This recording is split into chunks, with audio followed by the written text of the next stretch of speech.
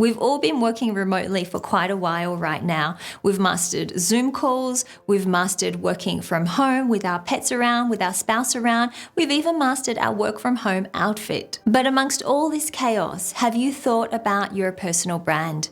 Have you thought about how you can build a personal brand while you're working remotely? That's exactly what we're going to talk about in this video.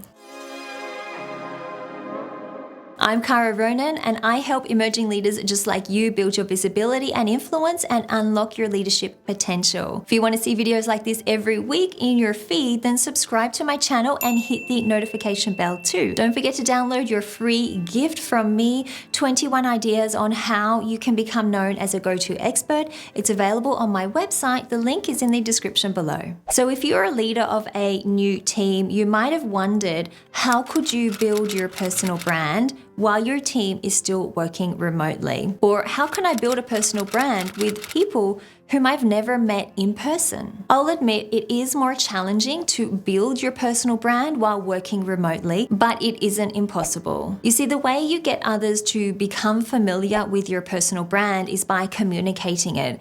And you can communicate your personal brand in a number of ways. You can do it in person, or you can do it online and remotely. When you're communicating your personal brand in person, this is often done through meetings, through your contribution to meetings, simply being present around the office, being involved in conversations, and interacting with other people. But your personal brand can absolutely be built online and remotely as well. And the way you communicate it when you are doing it remotely is you need to be concerned about your LinkedIn presence, your content creation, your email, your video conferencing, and your phone technique as well. These are all the methods and the ways you're going to be communicating with other people in the office while you work remotely. So this is how you are going to be communicating your personal brand. So let's look at how you can start to communicate your personal brand using each of these methods that I've just mentioned. Number one, LinkedIn. The very first thing you need to make sure is that your LinkedIn profile is optimized to effectively communicate your personal brand. Look at your headline. Does it clearly describe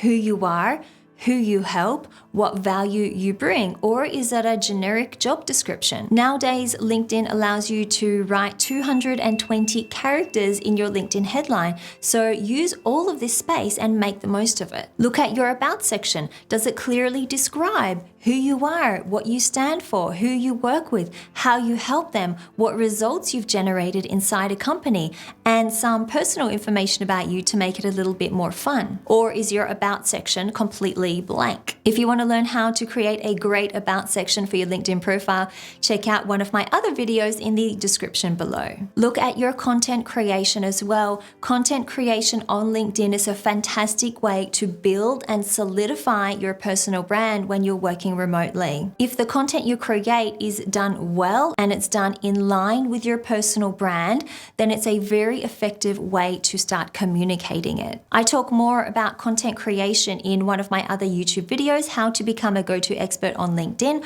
I will also link to that in the description below for you. Let's talk about connection requests on LinkedIn. So this is another overlooked area of LinkedIn that is very helpful in developing your personal brand. Connection requests should always be sent with a personalized message. You would not walk up to someone at a networking event, shake hands with them and start talking without introducing yourself or without asking their name. By sending connection requests on LinkedIn without any message at all, it's kind of like you doing this at networking events. So it's not advisable. Always personalize your connection request on LinkedIn. It's a great way to introduce yourself, to establish a positive first impression, and to start the relationship with that person off on a positive note as well. Plus, it increases your network because people are more likely to accept your connection requests when you write a personalized message. Number two, email. What's important here is the way you start your email, the way you end your email signature, and also consistency. So always start your emails off in a professional way. Hi Sally, hello John are perfectly acceptable things to use to start off your email. You don't want to go too formal. Try not to use Dear John or Dear Sally with people who are in your team.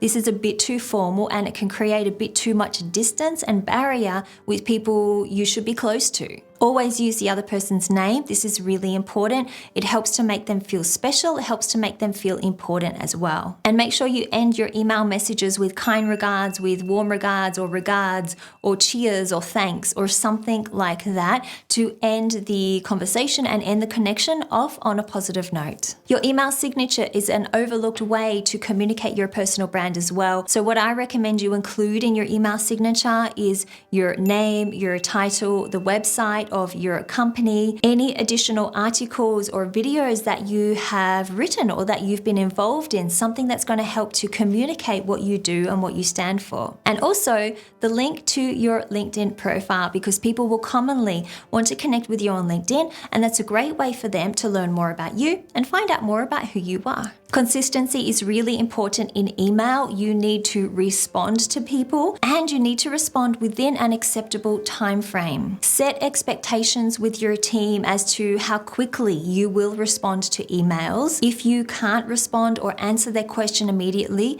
email them and let them know. Otherwise, people will go off wondering on their own tangent why you are not replying to them. So these are really important email tips to help you establish your personal brand and communicate it to your team so they know you are a supportive and a professional leader. Number 3, phone. I want you to pay particular attention to the way you answer your phone. So the tone of voice that you use is really important on the phone. If you are angry when you pick up the phone, if you are stressed when you pick up the phone, that will come across in your voice and the other person will pick up on it. They may wonder, did they call you at a bad time? They may actually say to you, I'm sorry, am I interrupting you? Or am I calling at a bad time? So make sure you answer the phone in a positive tone of voice. Ending conversations is also really important. This leaves a lasting impression on the other person, and it will really help you to establish a good relationship with them. A trick I like to use when ending conversations, and it works really well for me, is to use the other person's name when I end the conversation. Thanks, John, or I'll get back to you later today, Melanie. Something like that to really make the other person understand that you know who they are, you know what their name is. This will really make them feel valued and supported by you as a leader. And as a result, it really helps you to communicate and establish your personal brand. And make sure you are not distracted when you're on the phone with your team. If you are watching YouTube while you're talking on the phone, people might not be able to see that you're watching YouTube, but they'll certainly be able to pick up on it through your tone of voice. They'll understand that you are distracted. They'll understand that you're not completely 100% with them. So make sure you're not distracted when you're on your phone calls. Number 4, video conferences. Video conference is the only way to visually see people when you are working remotely, and it's the only chance you have to communicate your personal brand through visual cues like your outfit or your body language. Your outfit must be professional on video calls. It must be in line with your leadership brand, and it must communicate the exact message you want people to get about you. What is the image you want to portray?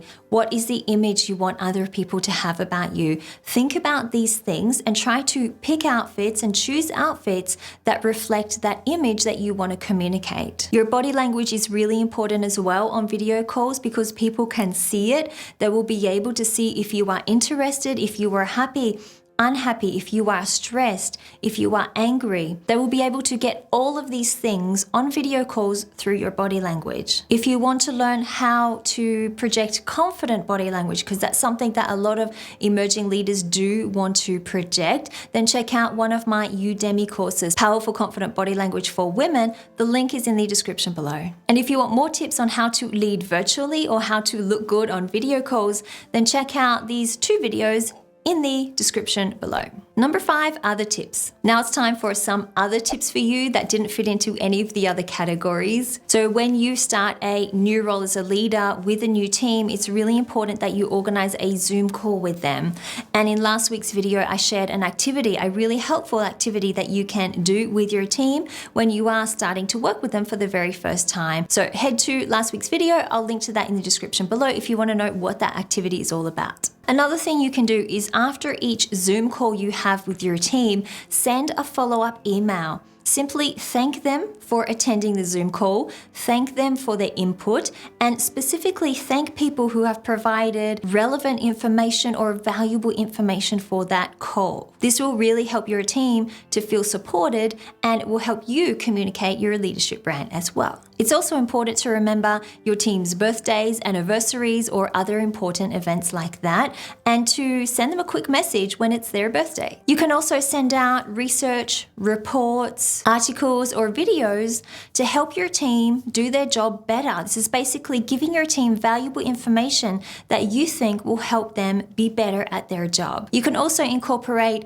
articles on health and wellness or working remotely, any advice that you think will help your team at this time. And attend online events. You can't attend events in person, but you can attend online events. And when people see your profile in the attendee list, they will know that you are attending. It will help you be memorable, and it will help you to communicate your personal brand or remind people of your personal brand when they are on these events too. Above all, as a leader, be memorable, be helpful wherever you can, and ensure that every action and interaction you have is in line with your personal brand. This will help you communicate, build, and grow your personal brand while you are working remotely. I hope all of the information in this video was helpful to you. I certainly packed a lot into this video. I will put the links to all the resources, videos, podcast episodes I mentioned in the description below. Don't forget your free download, 21 ideas on how to become known as a go-to expert. That is also in the description below. Check out the other videos on the screen right here, and I will see you again next week with another video.